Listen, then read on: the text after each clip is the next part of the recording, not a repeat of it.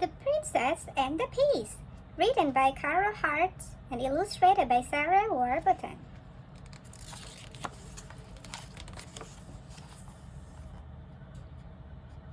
Lily Rose May was a sweet little girlie. Her eyes were bright blue and her hair was so curly. She lived with her dad in a beautiful wood. She was kind and polite and was usually good. She did all her homework and cleaned out her rabbits. She did not pick her nose or have other bad habits. She kept her room neat and was eager to please. Until one day, her daddy tried feeding her peas. When Lily Rose May found the peas on her plate, she worked herself into a terrible state. "But darling," said Dad, "can you manage to fill? They're ever so tiny and so good for you." Lily ran out, her dinner uneaten, but Dad was determined it wouldn't be beaten. So he went to the library and brought home a book. Then he put on his apron and started to cook. He whizzled up peas into smoothies and shakes. He baked them in biscuits and put them in cakes. He laid the food out in a beautiful feast, feeling sure Lily Rose would eat one pea at least. But Lily Rose May said it made her feel poorly. Her hands was all sweaty. Her skin felt so crawly. "My tummy is churning. Oh, turn the page quick. I'm going to be terribly, horribly sick." Next morning, the doctor jumped out of his car, shouting, "Lily Rose May, open wide and say, ah!" Then he wrote down her symptoms.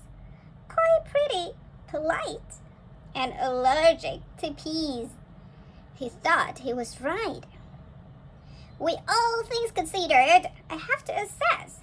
This disease has no cure. The girl is a princess."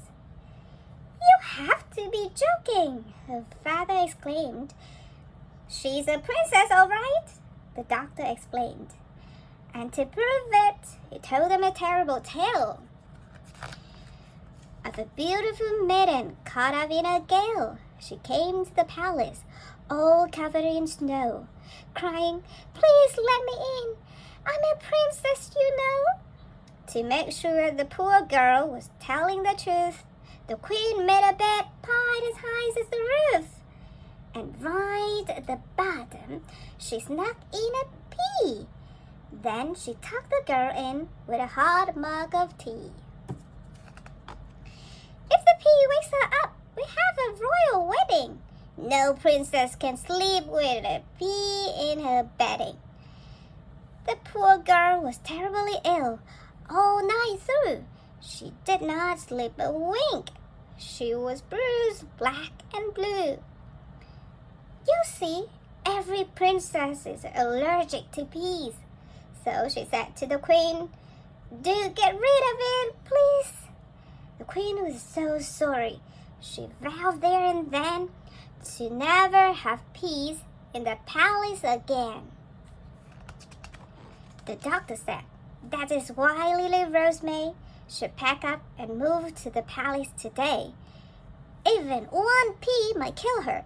Now pass me my hat. Then he wrote out his bill and was gone, just like that. Lily Rose May gave her daddy a cuddle. "Oh, what shall I do? I'm in such a big muddle. I would so love to live at the palace, it's true. But I want to stay here in the forest with you." "I know," soothed her dad, "but the doctor knows best." So they packed all her toys and her clothes in a chest. Then off to the palace went Lily Rose May with a promise to write her dad every day. The queen said, "How lovely, a brand new princess. Here, have lots of jewels and a pretty new dress. You'll find all you need up the stairs in your room. Just make sure you come down to dinner at noon." "This isn't so bad," Lily thought with a smile. "I could manage to be a princess for a while. I've got my own bathroom and teddies galore. A whole library of books. What girl could want more?" So she put on her dress and some fabulous shoes and had great fun deciding which earrings to choose. She placed a tiara on top of her head and switched on the TV and bounced on the bed.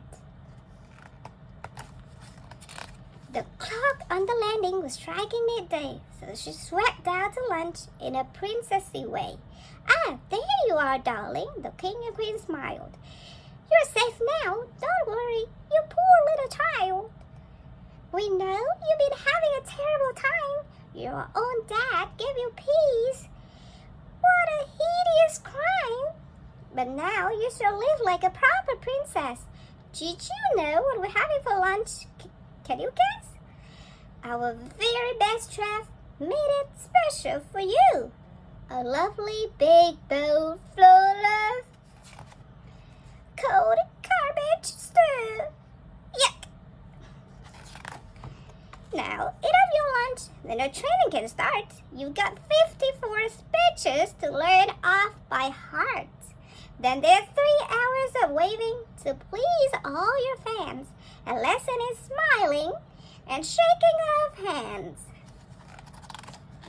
3 hours of waving, thought Lily Rose May, and bells full of sloppy green slush every day.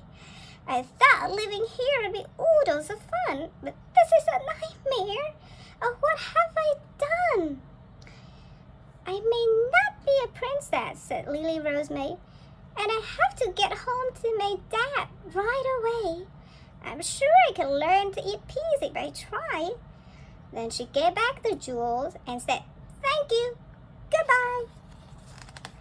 Now Lily Rose May is an expert in peas. She just dips them in ketchup or chocolate or cheese. Then she wobbles them up as quick as can be.